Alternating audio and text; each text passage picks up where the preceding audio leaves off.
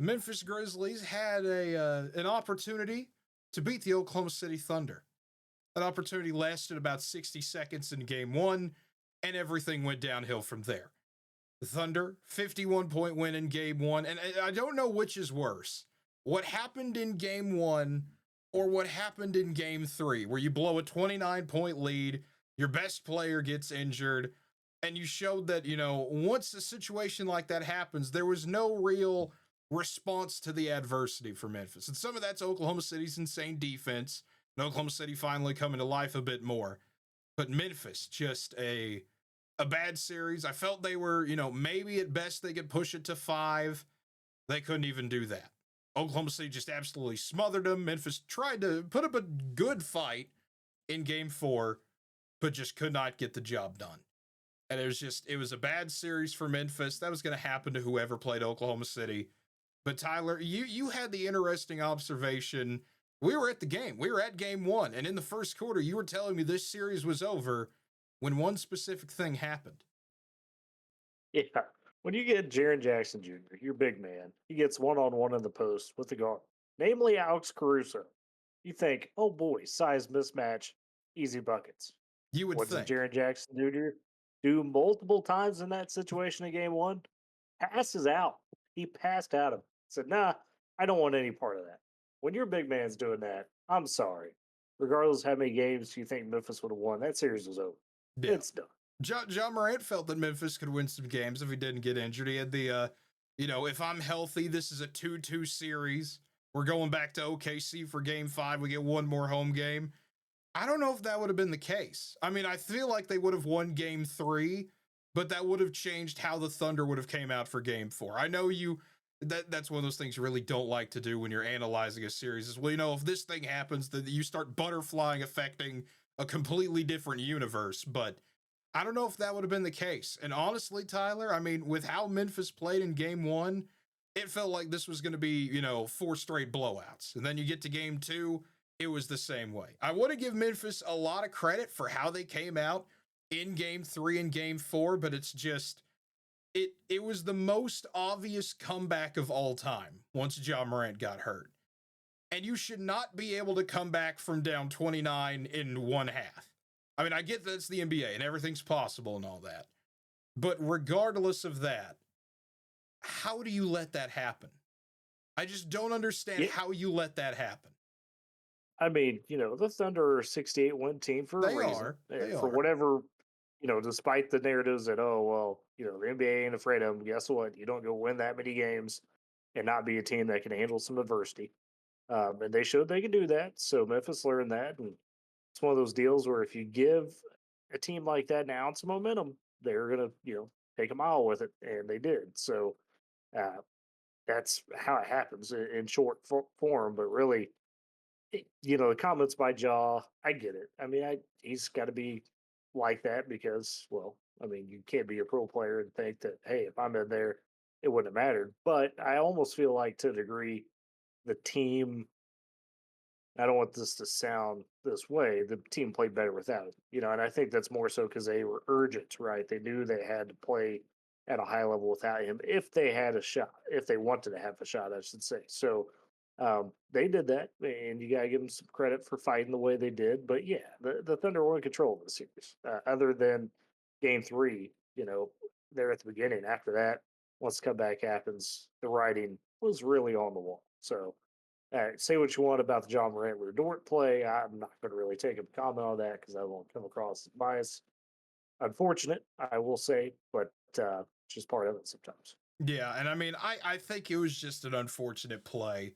And when you have guys like Lou Dort, and I know you're not going to like what I'm about to say with this, but, when you get guys that have that reputation for, I don't even say dirty plays, but, high contact plays, I guess is the best physical way to put guy. it. Very physical we guy. See it with Draymond Green. I'm sure if Lou Dort was on another team, I would probably be on the side of, that guy plays dirty because he's on the other team. Exactly. So I don't blame other people for taking that stake on it because we see that with, Tony Allen had that rep where teams didn't, teams and other players, he plays dirty when he just played physical, Yeah. And that was, Memphis saying, and they embraced it grit and grind, right? So They did.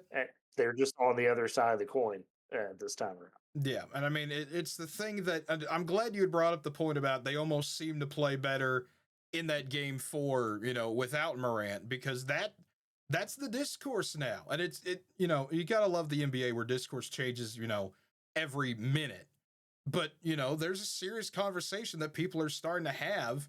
And then I say serious, we don't know how serious yet, but there's a chance that this Memphis team looks completely different next year. And considering where they where you got to remember, at one point in time, this Thunder Grizzlies matchup felt like it could be a Western Conference final. Memphis had all that momentum going their way, and in a few months, Taylor Jenkins is gone. You fall all the way into the play-in, have to fight your way back out of that just to get hammered by the Thunder. And with how Memphis played in games 1 and game 2, I mean, you had to feel like there was an honest-to-God conversation about someone has to be moved from this team. But when you came out and played the way you did in game 3 and game 4, that might have caused some pushback. There might be a little bit of, okay, I think we have the pieces still to make a run here, but it's concerning for Memphis, I feel like, where that window that you felt you had, you're watching it start to close in real time. I don't know if it's completely shut yet. I think this was just a bad case on being on the Oklahoma City side of the bracket. If we would have seen them match up against, a Minnesota or a Golden State, they would have had a lot better of a chance, obviously. I'm not saying they win those series. I'm just saying they would have had a lot better shot at it. But because this happened now, do you try to get on the move of do we need to change things up in a drastic way? Yeah, Memphis finds themselves at a really odd spot. It's not like what we talked about with the Bucks because the Bucks are older. That core, Yes. you could argue, is heading out of its prime. This Bucks squad, in a lot of its pieces, you would think these guys should be ascending to their prime still. And Ja's a very interesting case. I mean, as a player, I could speak for a lot of people where, man, Ja Morant at Murray State was a lot of fun to watch. Early years of Ja Morant in the league has been a lot of fun to watch. But with injuries, the court stuff he had to go through, I think there's been a clear hiccup. And I don't know if he doubts himself, but you could tell right now, at least, it's not the same Ja we'd seen. Yeah. And you could understand that, right? You could see where that could happen. And he's still young enough where I would say all possibilities are open for him. How does he respond to all this, regardless of if he stays on Memphis or not? He's still a guy that's only 25 years old. And if you're a team out there that says, hey, this is a guy that can help our franchise, you could still make the case that he deserves to be, put into the tier of, hey, this guy is still an elite player in the league. There's also signs of, hey, is he starting to lose his touch? So he's at a crossroads. This Memphis team is at a bit of a crossroads, and I'm curious to see where they go in the offseason. Yeah, it's going to be a fun ride for some other people. Memphis is not going to have a fun ride. You see the pieces. And I mean, if you're looking why I've been scrolling up back and forth between the box score here in game 4, that was a game where the Thunder shot 20% from 3. It was a game where they had some misses from the free throw line. The Thunder are a good free throw shooting team, had a few misses there. In theory, even without Ja Morant, when Scottie Pippen Jr. scores 30, when Desmond Bane has 23, when Salty Aldama has 23, you look at the weak link in that game, and it was Jaren Jackson Jr. only going 3 for 12.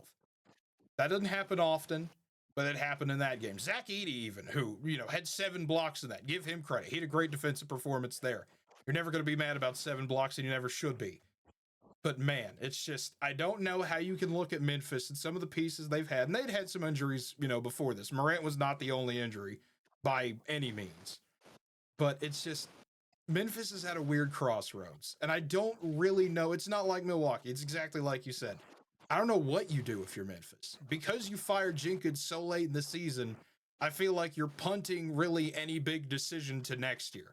Well, let's see how next year plays out. Let's run this thing back one more time. But I'm afraid that if Memphis does that, we're going to be right back here next year talking about Memphis with another first-round exit, and we're going to talk about how we're going to have to break it up like your audio is breaking up right now. Okay. Well, I would say for Memphis, you got to approach this all season with a sense of urgency. You've got to find your direction.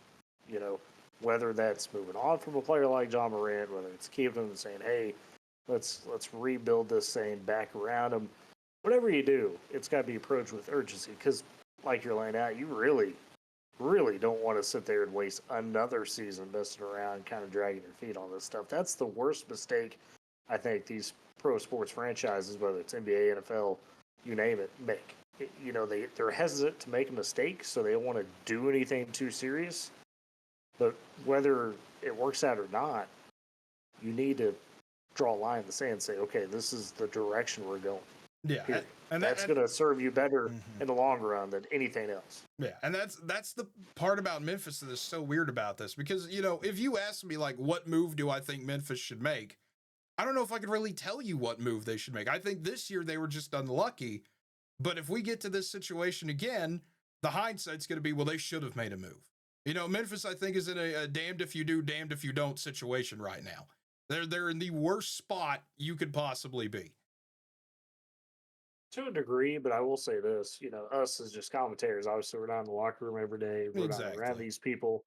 But Memphis, their personnel, their officials are. So you should have a good gauge when it comes to a guy like John Morant to say, hey, is the belief with his peers still in him? Like, do they believe in him still? Does he believe in himself still?